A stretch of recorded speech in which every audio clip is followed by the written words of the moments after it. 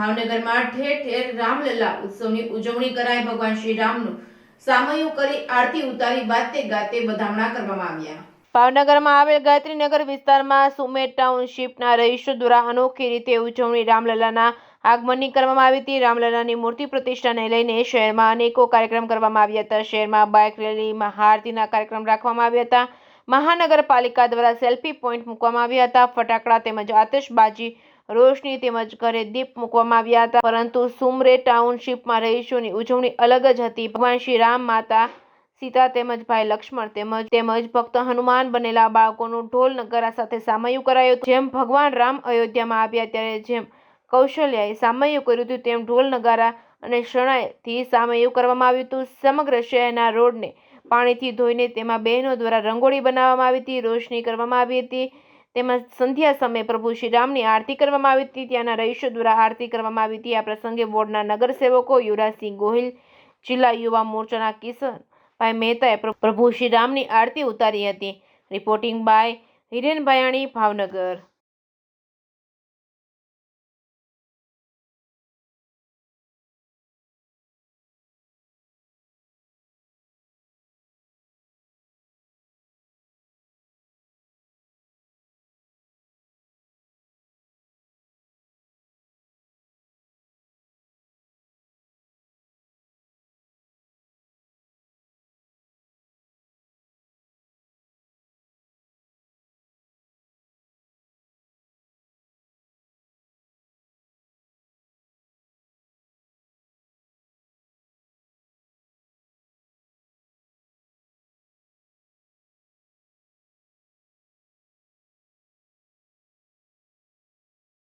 જે 500 વર્ષના ઇંતજાર પછી ભગવાન શ્રી રામલલાની મૂર્તિનું સ્થાપન અયોધ્યામાં થઈ રહ્યું છે ત્યારે આખો દેશ ઉલ્લાસમય છે।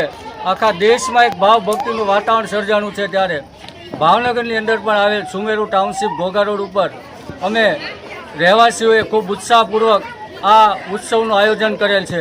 એની અંદર અમે ખૂબ જ સરસ આખી શેરીમાં રંગોળી રાખેલ છે, દીપ પ્રગટાવેલ છે। નાના બાળકોને એ વેશભૂષા કરી રામ, લક્ષ્મણ, સીતાનું સ્વરૂપે એ એક રેલી કાઢી મંદિરની અંદર ગયેલા છીએ। આ શેરીની અંદર અમે નવરાત્રિ, જન્માષ્ટમી તેમજ 26મી જાન્યુઆરી જેવા દરેક રાષ્ટ્રીય અને દરેક ધાર્મિક તહેવારો ખૂબ જ સુમેળ અને ભાવપૂર્વકથી ઉજવીએ છીએ। એની અંદર અમને એ શ્રી અમારા પ્રમુખ ભલાભાઈ, શ્રી કિશનભાઈ તેમજ અન્ય શેરીના શ્રી કોર્પોરેટરો શ્રી તથા દરેકનો અમને ખૂબ જ સહકાર મળેલ છે।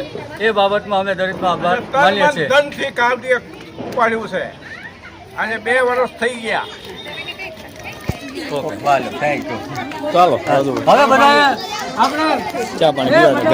સારા એ ભારત દેશમાં અયોધ્યામાં રામ, આપણા ઈષ્ટદેવ રામની મૂર્તિનો અનાવરણ થયું છે।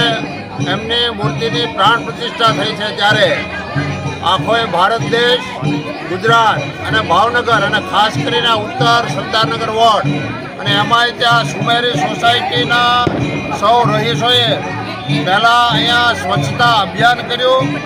બધા જ ઘરના એક લોકોએ આવીને રોડને ધોયો છે।